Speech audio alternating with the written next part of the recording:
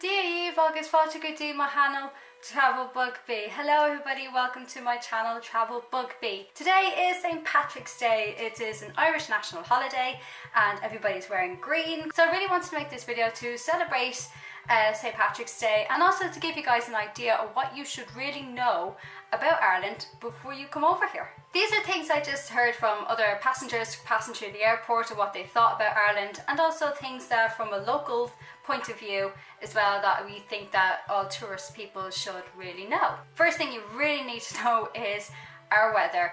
It is unpredictable. Today I woke up to bright blue sunny skies, walked to the shop, it was wind and it was threatening rain, and instead of rain we got snow, and now it's sunny again because that's what it does. So if you're coming over here, just pack for all weathers, because honestly even our weather guys don't even know what's happening. Just pack for all kinds of weather, and even in your day pack always have a rain jacket just in case. Number two then is something that is quite cringe-worthy, and I do cringe every time I hear it.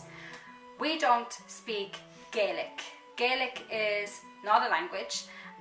When you say about Gaelic, it's actually referring to our sport, Gaelic football or hurling. That's the only time we actually use the word Gaelic. We do have a second language, we call it Irish, and nobody really speaks it. We do learn it in school, but then once you leave school you don't really use it afterwards unless you want to be an Irish teacher. That being said though, there are some rural areas in Ireland where they actually speak only Irish, and they're called Gaeltachts, and basically all the road signs and everything turn Irish. Pretty actually cool to watch as well, but everybody there speaks fluent Irish, but generally 90% of people speak English.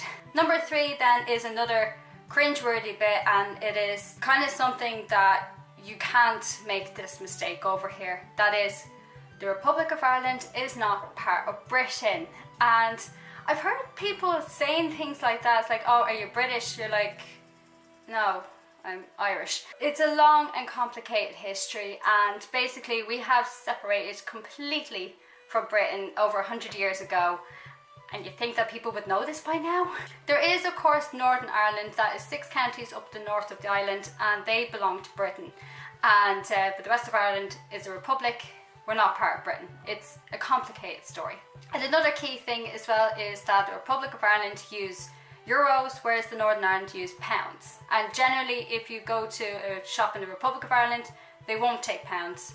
But some places in the north do take euros, so it's kind of confusing. Just have both on you if you plan to visit on both countries. The fourth thing you need to know about Ireland before coming here is, I know our town names and some of the county names can be quite tough to say for people who don't speak fluent Irish. Key thing though is a very popular city that a lot of people go to is Galway. It's not Galway. I know it's spelt like Galway, but it's not Galway, it's Galway. That's like us going to America and saying Arkansas when it's actually Arkansas. Fifth thing you need to know about Ireland as well is leprechauns are 100% real. They exist, they're real. You just need to stop drinking and then you won't see them anymore. Speaking of drink, number 6. We do like our drink. It is, people say it's a stereotype, but it's true. We love our drink. I'm not a drinker myself, but other people are. The main difference between us and most people in other countries is that we drink a lot, but we can handle it. We have lots of famous beers, lagers and whiskies. Whiskies being the main one, and of course you have Guinness as well, the most famous. And everything, people say that they do taste better over here because it's fresh. And I haven't tried it, so I can't compare, but that's just what I heard. Main tip as well, bonus one as well, if you're coming into a bar in any part of Ireland, don't order the Irish car bomb. And don't order a black and tan. Just don't. That's offensive to some people, and it kind of brings up the long and troubled history, and just don't. You're going to lose friends that way. Number 7 then refers to the day that it is. It's Paddy's Day. Don't go to Dublin. A lot of people come to Dublin for Patrick's Day, and to be honest, I've never been in the city centre for Patrick's Day, and to be honest, I wouldn't want to be. It is too crowded, there's too many people, you won't be able to get a good spot to see the parade. You're better off sitting at home watching it on telly, or even a lot of the small local towns will have their own parade as well, which can be better than the one in the city centre. Also, when you're there for Paddy's Day, a lot of people go to like the Temple Bar. You won't even get into the place, the pints are too expensive, so it's just more worth it moving off to a smaller town or village to celebrate your Patrick's Day. And I did hear that the parade in New York is actually a lot better, because that's where the Patrick's Day parade actually originated. Not in Dublin, but in New York. And key thing about Patrick's Day you really need to know, and this is especially for American people, because I've heard this a lot more from American people, it's PADDY'S Day, not Patty's. Patty is a burger. Paddy is short for Patrick.